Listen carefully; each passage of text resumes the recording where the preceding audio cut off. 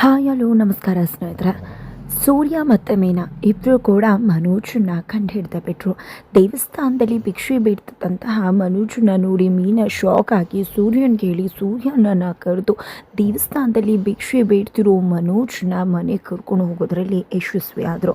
ಪ್ರಾರಂಭದಲ್ಲಿ ಮನೋಜ್ ಬರೋದಿಲ್ಲ, ನನಗೆ ಸ್ವಾಮಿಗಳು ಹೇಳಿದ್ದಾರೆ, ನಾನು ಕೆನಡಾಗೆ ಹೋಗಲೇಬೇಕು, ನನ್ನ ಕೆಲಸ ಬೇಕು, 10 ಲಕ್ಷ ರೂಪಾಯಿ ಬೇಕು, ಅದೆಲ್ಲ ಆಗಬೇಕು ಅಂದರೆ ನಾನು ಭಿಕ್ಷೆ ಬೇಡಿದ್ರೆ ಎಲ್ಲ ಕೂಡ ಫಲಿಸತ್ತಂತೆ ಅಂತ.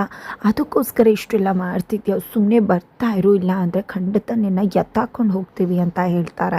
ಇಲ್ಲಿ ಸೂರ್ಯ ಮತ್ತು ಮೀನಾ ಈ ಕಡೆ ಎತ್ತಾಕೊಂಡು ಕಾರ್ಗೂ ಹೋಗು ಕೂಡ ಕೂರಿಸ್ತಾರೆ. ಅಲ್ಲೂ ಕೂಡ ಮನೋಜ್ ನಾನು ಬೆಳಗ್ಗೆಯಿಂದ ಕಷ್ಟಪಟ್ಟು ಸಂಪಾದನೆ ಮಾಡಿರೋ ದುಡ್ಡು ಅದು ಬರ್ತೀನಿ ಸ್ವಾಮಿ ಅಂತ ತನ್ನ ಪಕ್ಕದಲ್ಲಿ ಭಿಕ್ಷೆ ಬೇಡ್ತಿರೋರಿಗೆ ಹೇಳಿ ಸೂರ್ಯ ಮತ್ತು ಮೀನಾ ಜೊತೆ ಮನೆಗೆ ಹೋಗ್ತಾರೆ. ಅತ್ತ ಕಡೆ ಶ್ರುತಿ ತಂದೆ ತಾಯಿ ನಾವು ಅಂದ್ಕೊಂಡಾಗ ಏನಾಗ್ತದೆ, ಏನೂ ಕೂಡ ಆಗ್ತಾನೆ ಇಲ್ವಲ್ಲ ಅಂತ ಯೋಚನೆ ಮಾಡ್ತಿದ್ದಾರೆ.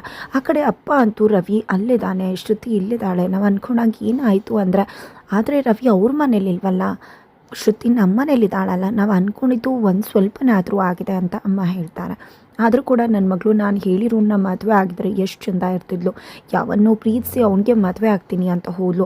ನನ್ನ ಹೇಗೆ ಒಬ್ಬಳು ಮಗಳನ್ನ ಕಳ್ಕೊಂಡು ಸಂಕಟ ಪಡ್ತಿದ್ನೋ ಹಾಗೆ ಆ ರಂಗ 3 ಮಕ್ಕಳಲ್ಲಿ ಒಬ್ಬನ ಕಳ್ಕೊಂಡು ಅವನು ಕೂಡ ಸಂಕಟ ಅನುಭವಿಸ್ಬೇಕು ಅಂತ ಹೇಳ್ತಾರೆ.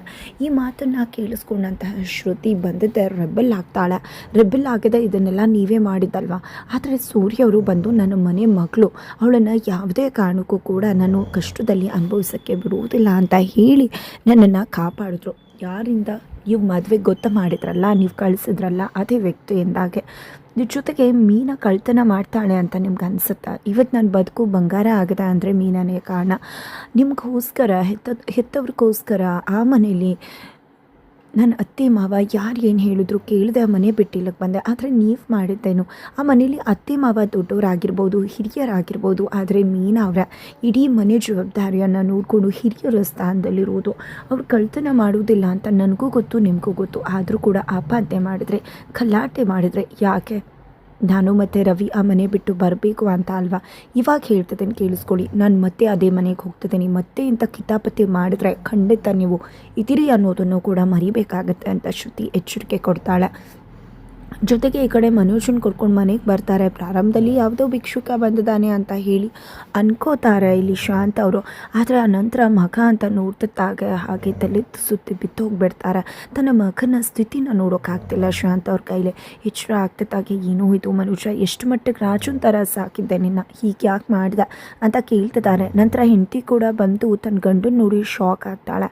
ಈ ಕಡೆ ಯಾಕೆ ರೀತಿಯೆಲ್ಲ ಮಾಡ್ತಿರೋದು ಅಂತ ಕೇಳಿದ್ದಕ್ಕೆ ನಾನು ಕೆನಡಾಗೆ ಹೋಗಬೇಕು, ನನಗೆ 14 ಲಕ್ಷ ರೂಪಾಯಿ ಬೇಕು, ನೀನು ಕೊಡಲಿಲ್ಲ, ಅಮ್ಮನೂ ಕೂಡ ಮನೇನ ಅಡವಿಡೋಕ್ಕೆ ಒಪ್ಕೊಳ್ಳಿಲ್ಲ, ಅದಕ್ಕೆ ಇಷ್ಟೆಲ್ಲ ಮಾಡಿದೆ ಅಂತ ಹೇಳ್ತಾರೆ. ಈ ಮಾತನ್ನು ಕೇಳಿ ಅಮ್ಮಂಗೆ ಶಾಕ್ ಆಗುತ್ತೆ. ಈ ಕಡೆ ರೋಹಿಣಿಗೂ ಕೂಡ ಹಾಗೆ ಹೇಳ್ತಾರೆ, ನಿಮ್ಮಪ್ಪ ಹತ್ರ ನೀನು ದುಡ್ಡು ಇಸ್ಕೊಟ್ಯಾ ಅಂತ.